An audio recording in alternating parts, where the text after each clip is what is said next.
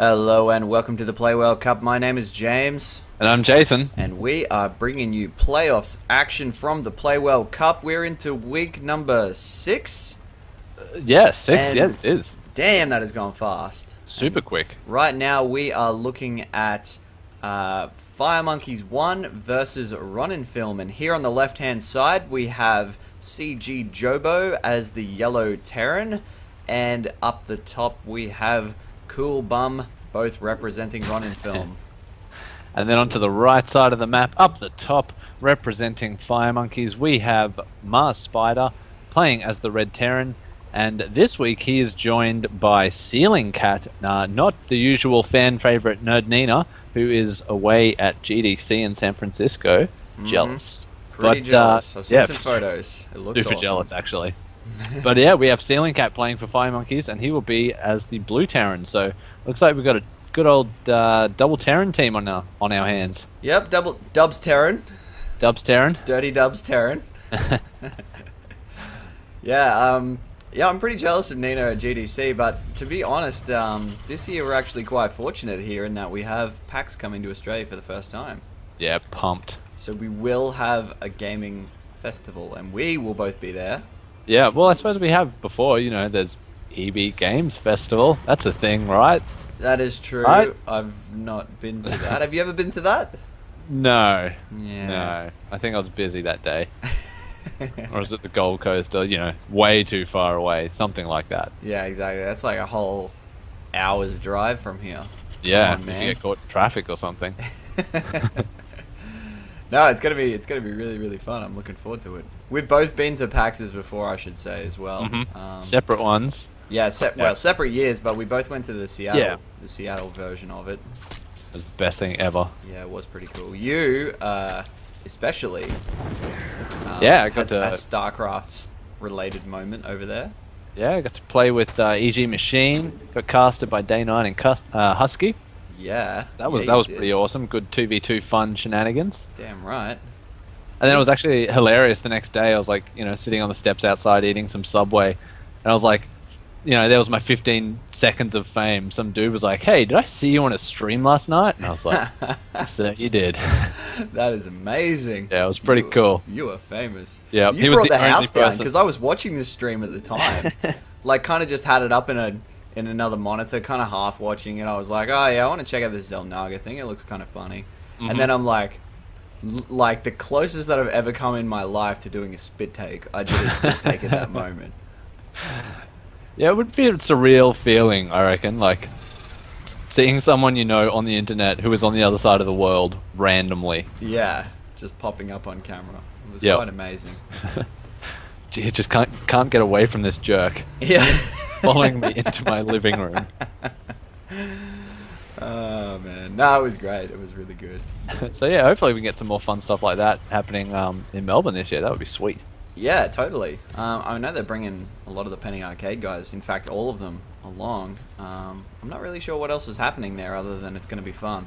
Yeah, yeah. With the one in the US, I barely looked into it. I sort of rocked up and was like, you know, show me a good time, everyone, and everyone did. That's kind of what I'm planning this time around as well. Definitely. Well, looking at the game here for a second. What game? Yeah, we're just having a chat. Looks like we've got both CeilingCat and MarsSpider doing the team thing and expanding behind a wall. Yeah, looking very safe at the moment, I think. Yeah, super safe. CGjobo and Kewlbumm, a little different, but I'm mostly that's because you've got a Zerg player who can't wall, so Yeah. kind of you've got to do the walling for 2 people, which can get kind of dangerous. Especially this gap is like really big, actually. That's super big. It's That's massive. like 3 barracks, couple of supply depots, and a bunker. Maybe Yeah. throw something else in there too. Yeah. So Oh wait, I probably could have just jumped across the other side of the map and made a better estimate, but whatevs. It is 3 depots and 2 barracks and a tech lab, as far as I could tell. No, 4 depots. But Excellent precision casting by the team here tonight. exactly, we're using our brains for this one. We brought all of our brains. I'm actually interested in seeing what Roninfilm's plan is here, although we have a lot of lings on the field now, so actually that could very well be the plan. Yeah, Right. Kewlbumm has made a lot of speedlings here, and he's now racing them across the map. But he is Let's see what he upgrading does with this. missile attacks. So maybe it's going to be this early round of Zerglings, and then we're going to see some Roaches. He does also have a fair amount of resources banked, so he could technically do a big switch. Although, oh, he's doing a run through straight He's going through. mineral line. Oh my gosh, that was mineral amazing. line. He needs to move those SCVs down into his army. Does not want them to get trapped behind all those lings, because they are going to do some damage real quick. Yeah, MarsSpider is going to have to move these or get his forces up there really fast, but it looks like they're going down so quickly. MarsSpider has lost a lot of SCVs here. His economy is going to be severely crippled. Oh, in the meantime, the wall is actually down, and it looks like CGjobo is actually getting in on this action as well. Yeah, almost. I actually thought for a minute there the two armies were going to take each other, and I thought Roninfilm might be able to take it, but no, there was a lot of Marines there by CeilingCat, ready to mop up the rest of those forces. So bit of economic damage has been done to MarsSpider. However, he does have that expansion, so might be able to recover. And holy simoleons, look like we've got about 17 kabillion banelings in the middle of the map here, as well as Hellions is in fact to accompany those as well. So let's see what happens here, because that is a lot of banelings, but I'm curious to see what happens here. Are they going to smash into this wall, or are they going to like go for the gusto here and try and take out the rest of them? Yeah, the wall is still down, so I think it's going to just run headfirst into that army, and Mars' army is gone, but with the Marauder soaking up the baneling shots, which is exactly what you want Marauders to do, to avoid the Marines getting hit from all those banelings. And in the end, despite all the banelings, it looks like they're even going to save this wall. That supply depot getting repaired at the last moment, and they just, yeah, they really do. As Matt is saying here in Observer Chat, they really do tank a lot of damage. Yep. Yeah, if you're like a Terran player and you're not, 300 APM splitting your Marines against banelings like a pro, just doing something as simple as moving your Marines to the back of your army and the Marauders up front makes such a difference if you're just running headfirst into banelings. Oh, absolutely. And there's nothing more frustrating than if you've got a fat stack of banelings, just having them uselessly crash into stuff that makes no real difference. Yep. Yeah. I would say, that attack definitely did not go as well as Roninfilm would have liked. So, Kewlbumm still with a lot of banked cash. So we'll see what he's going to spend that on. They are going to expand behind this as well, which I think is a good move. They've now both got their second bases up, but I think Firemonkeys, I should say, are quite a bit ahead now in terms of economics, because they've had their second bases up for quite a while now. Yeah, even MarsSpider has caught up with his harvesters and is one ahead of Jobo. So that early economic damage, he has recovered from that now and is getting those SCVs count nice and high. Yep, and it looks like at the moment we're just kind of in a period of both teams building back up again to launch an attack one way or the other. We've got a scouting Viking here from CeilingCat just sort of drifting its way over into the base, trying to work out what's going on. Yeah, I wonder if he's going to use that Viking to be a bit of an overlord hunter. Possibly, or he may just be using this to kind of get the lay of the land, or even drop it annoyingly behind the SCV line. But it looks like Roninfilm, they're making a bit of a poke, their army in the middle of the map. I'm not sure if they're going to keep poking or just feigning some aggression, perhaps. What do you think about this, like, mass Hellions tactic? Against Mass Marine, it's going to work pretty well. Yeah, I think so too, and especially given, I mean, there are a couple of tanks up the top here, so that's going to be difficult to deal with. Yep. We're getting a little bit loud. Hello. Yeah, and especially if you're going Mass Hellion, you definitely want to start those upgrades, get the blue flame going, because once you've got that blue flame, you start tearing through. Even Marauders, once you've got enough Hellions with blue flame and some upgrades, even Marauders melt pretty quickly. Mm-hmm. Is Hellions, sort of Mass Hellions, a viable tactic, like Terran vs Terran in one player? Yeah, if you go mech, yeah, if you want to go mech, you'll generally go Mass Hellions as your mineral sink, and then tanks, Vikings, that sort of good thing, and then start mixing in Thors and Banshees, battle cruisers if you want a little bit later. But the meat of your army is Hellions, tanks, and Vikings. So definitely play a big role. But so mech is sort of the way to go then, really, with TVT, at least at the moment. I think at the moment it seems to be a pretty popular style, because then you've also got the I don't even know what they're called. What are the Hellions who transform into whatever they become? Hellbats. Yeah. Yeah. I don't even know what they do. I haven't even looked into them. Played down. I'm like, I'll look into that later. I can tell you from confusing. experience, they are annoying as hell. They do not die, and they massacre anything with light armor, basically. Ooh, nice. Oh, that poor medevac. Medevac goes down. Looks like the Hellions are going to clean this up. Can they get any SCV kills before they are wiped from the planet? Actually, they are going to get just a couple. Yeah, a few SCV kills and stopping the mining for a little bit. So that's causing a little bit of damage for Jobo. But oh, it looks like a misrally here on the SCVs as well. He's sending all his natural mining to the main. Double-clicked that SCV, and unfortunately the lower SCVs were on his screen, so they got selected too. That's annoying. Yeah, that is annoying. You know, doubly annoying is when you get attacked on your mineral line, and then you've only got 1 out of 3 workers in your gas, and then you forget to put them back. Suddenly you've got no gas, and you don't know why. That is the worst. I do that constantly. Yep. Especially with versing Terran and getting constantly dropped. I just completely forget about it, and suddenly I've got, 2,000 minerals and no gas, and I'm like, what is happening to me? Yeah, that's pretty much me versus everyone. You got Terran drops, you got Protoss oracles or void rays, and then you got muters from Zerg, just constantly making me run away and forgetting to put things back on gas. Mm-hmm. It hurts good. It does. So at the moment, I think, just looking at a count of bases here, we've got 2 from the Firemonkey guys each. Mm-hmm. But Kewlbumm has actually expanded out to a 3rd now. He's got a 3rd up the top that's kind of sneaky. Very nice. So I reckon this Viking here could actually wander up that way and may reveal it. Which for them would... Ooh, is he going to go? I think he might. Yeah, I think you might be right. But that would actually put the pressure now on Firemonkeys to make a push and try and take this 3rd out. Yeah, well, that Viking is going to see the base unless the mutas get there first, but no, too late. He has seen that base.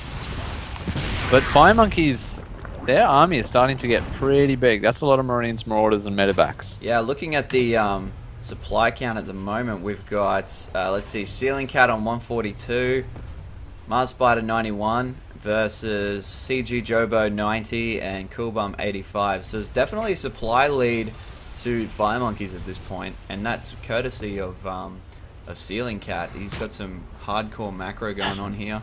Definitely. So I think Kewlbumm is now hitting those mutas, hitting MarsSpider's top base with those mutas. So I think that's exactly what they need to do. They are a little bit behind on supplies. If they can keep Firemonkeys busy for a little bit, do some economic damage, and give them a little bit of time to build up an army, that's gonna really help them out.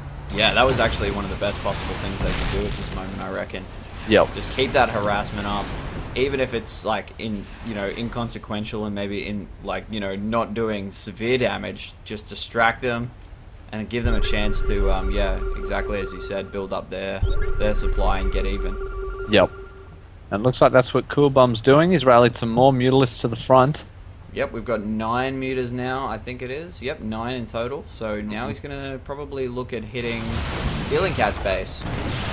And he's also spotted that 3rd command center, so they probably now are aware that expansion plans are in the mix. Yep. So let's have a look at what else is happening up here. We've got drone transfers happening from Kewlbumm, which is good. So that 3rd base is now pretty much up and running. The natural probably could actually do with a fair few more drones itself. It's not completely saturated yet. Yeah, it's looking a bit low. As is, yeah, the natural and the main are both a little bit low on drones, but yeah, that's one of the good things about Heart of the Swarm now. You get this little indicator over the top that says workers something out of something. So it will actually now tell you, you don't have to guess or do that weird thing where you select them and try and work out which ones are in the group, which ones are on gas, etc., etc. And Kewlbumm just took out... MarsSpider was building a command center down the bottom right corner of the map, but Kewlbumm managed to spot that with the mutalisks and destroyed it before Mars could cancel it. So, although it looks like Firemonkeys are making a move. Yep, I can see a big ball of red and blue headed straight for the middle of the map. And I do not think Roninfilm have got the forces to deal with this, unless those Zerglings by Kewlbumm get transferred into a whole lot of Banelings. I think that's kind of what they need to do here. Yeah, absolutely. They don't really have an answer for this amount of of forces at the moment, and those tanks are going to give them a huge headache as well. Yep, especially if CeilingCat can micro those tanks when they're sieged to focus fire down any banelings. If banelings are going to get made, I don't know if they are. I think it's going to be quite too late now. Yeah, I think you might be right. If Kewlbumm runs those Zerglings in, no, he is morphing. Oh god, I don't even know what word you used before to describe when we had like 12 banelings. Like this is flight time of banelings. How many are they actually going to get completed though? Because now they're starting to get worked down. Although here they come, here's a big load in. Definitely needs to focus fire those Marines, and the Muta's coming up the back now, taking care of those tanks. So the banelings doing a good job. Muta's doing a good job of clearing up the tanks. But a lot of forces left for Firemonkeys. Yeah, they I think have these just enough to put this away, but that count is actually really high and the Marine count pretty low, so there may actually be a way out of this for Roninfilm. The Mutalisks are dying though, very low on health, only 2 left. No, a stream more Zerglings coming in by Kewlbumm. I think Roninfilm might be able to just hold this off for now. Yeah, I think so too, unless I can't really see any other reinforcements coming in. There are 4 Banshees here from MarsSpider, which I don't actually know what they did, but they've sustained heavy damage at some stage. Bad Jobo needs to be careful of those.